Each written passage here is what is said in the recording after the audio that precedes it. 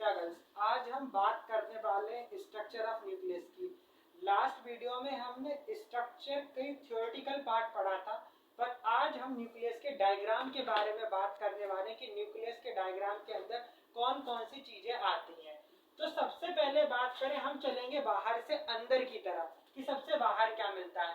Nucleus के diagram में सबसे बाहर की तरफ मिलती है न्यूक्लियर मेम्ब्रेन। आपको दिखाई दे रही होगी ये बाहर डबल मेम्ब्रेन। तो ये जो डबल मेम्ब्रेन है वो क्या कहलाती है, न्यूक्लियस की न्यूक्लियर मेम्ब्रेन। अब हम चलते हैं न्यूक्लियस के अंदर घुसते हैं। तो न्यूक्लियस के अंदर जो भी लिक्विड सब्सटेंस है, जो भी फ्लूइड सब्सटेंस है, वो कहलाता है न्यूक्लियोप्लाज्म। न्यूक्लियस के अंदर का जो मटेरियल है, जो सब्सटेंस है, वो कहलाता है न्यूक्लियोप्लाज्म। अब न्यूक्लियोप्लाज्म के अंदर अगर हम बात करें तो क्या प्रेजेंट है हमारा न्यूक्लियोलस। न्यूक्लियोलस प्रेजेंट है।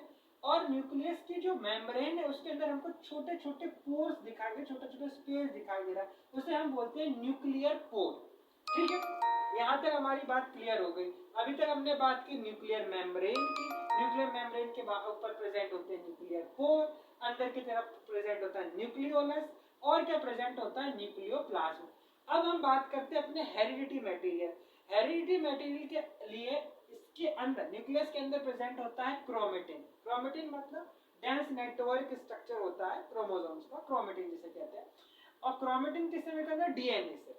हमने लास्ट वीडियो में बात की थी कि जो क्रोमोसोम्स होते हैं न्यूक्लियस के अंदर, जो क्रोमोसोम्स प्रेजेंट होते हैं, क्रोमेटिन नेटवर्क प्रेजेंट होता है, वो मिलकर बना होता है डीएनए प्लस प्रोटीन से। ठीक है, तो इस तरीके से जो न्यूक्लियस की स्ट्रक्चर है वो होती है। अगर वीडियो आपको पसंद आया तो उसे लाइक करें, शेयर करें, सब्सक्राइब करें। Thank you.